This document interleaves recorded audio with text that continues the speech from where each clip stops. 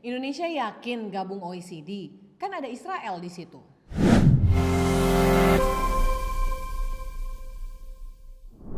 Gue mau cerita sedikit soal negara kita yang katanya mau gabung ke OECD atau Organisasi Kerjasama dan Pembangunan Ekonomi.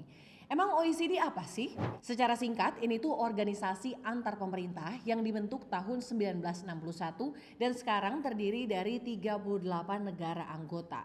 Tujuan adanya organisasi ini adalah untuk mewujudkan perekonomian global yang kuat, bersih, dan berkeadilan melalui kebijakan sebagai solusi untuk mengatasi berbagai isu seperti cara meningkatkan kinerja ekonomi dan menciptakan lapangan kerja, sampai mendorong pendidikan yang kuat, memerangi penghindaran pajak, dan pembangunan yang berkelanjutan. Mereka melakukan hal ini melalui riset, statistik, forum, kerjasama, analisis ekonomi secara komprehensif, dan lain sebagainya yang nantinya akan menghasilkan kebijakan.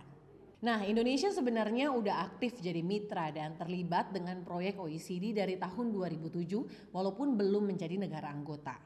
Misalnya, Indonesia aktif ikut Annual Tax Treaty Meeting yang membahas soal skema pajak. Terus juga kita aktif buat melakukan pertukaran data buat mengurangi potensi korupsi dan pencucian uang. Jadi sebenarnya ya udah lama kita ada hubungan sama organisasi yang satu ini. Makanya gak heran kalau Indonesia digadang-gadang jadi salah satu negara yang bakalan gabung ke OECD dalam beberapa tahun ke depan. Pembicaraan soal gabungnya kita ke OECD udah mulai kelihatan pas bulan Juli tahun lalu. Ketika Menteri Perekonomian Erlangga Hartarto bilang kalau Indonesia lagi bersiap buat mempelajari hal yang diperlukan buat masuk jadi anggota OECD. Sekjen OECD Mathias Cormann juga kemarin baru aja kunjungan ke Indonesia dan ngobrolin soal persiapan gabungnya Indonesia ke organisasi itu bareng Presiden Jokowi dan sejumlah menteri dan juga anggota dewan. Pemerintah baik di level eksekutif dan legislatif kayaknya kelihatan ngebet banget pengen Indonesia cepet-cepet gabung OECD.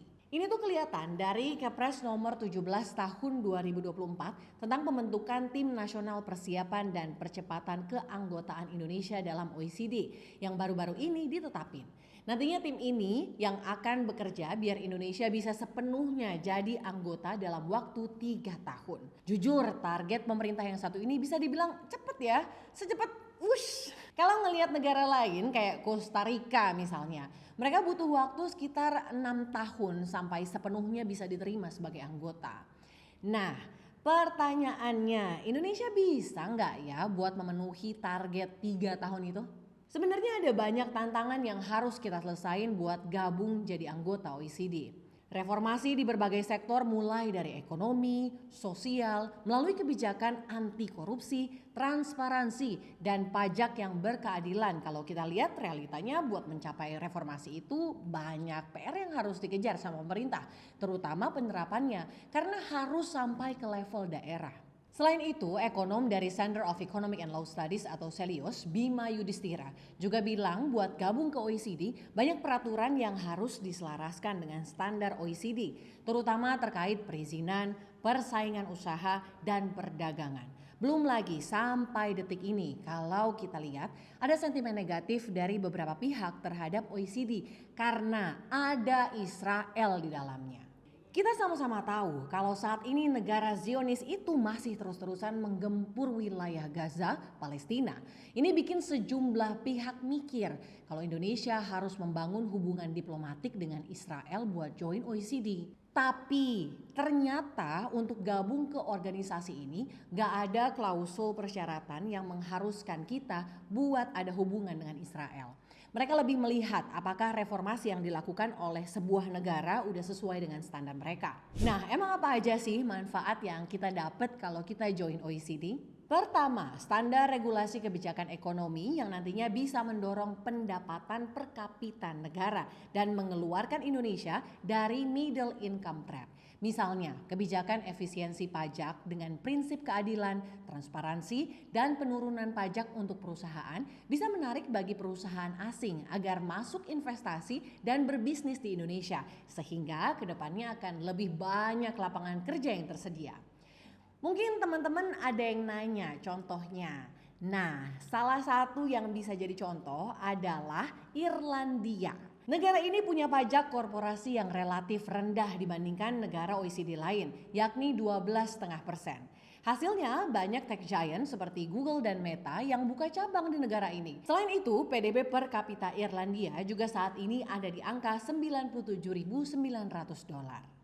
Nah, kalau pemerintah sendiri menargetkan pendapatan per kapita Indonesia bisa tembus 20.000 hingga 30.000 US dollar per tahun dalam 20 tahun ke depan.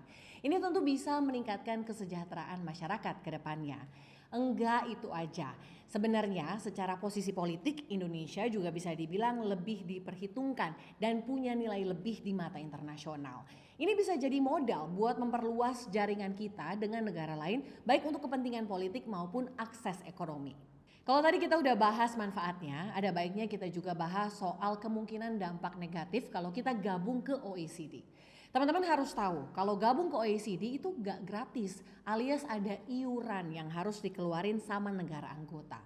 Ini bisa jadi kemungkinan atau dampak beban keuangan kalau misalnya amit-amit keuntungan yang kita dapat nggak sesuai dengan iuran yang kita bayar.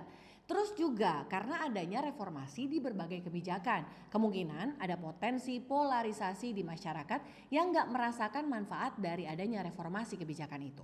Gue sih berharap kemungkinan negatif yang tadi nggak terjadi ya, karena pemerintah udah bikin tim khusus yang bakal melakukan kajian dan persiapan buat Indonesia gabung ke OECD. Isi timnya pun juga dari menteri-menteri yang nggak kaleng-kaleng kualifikasinya dan melakukan kajian dengan baik. Nah, kalau kalian setuju nggak kalau kita gabung dengan OECD? Komen di bawah ya. Mbak Kezia, ini tahunya. Makanya.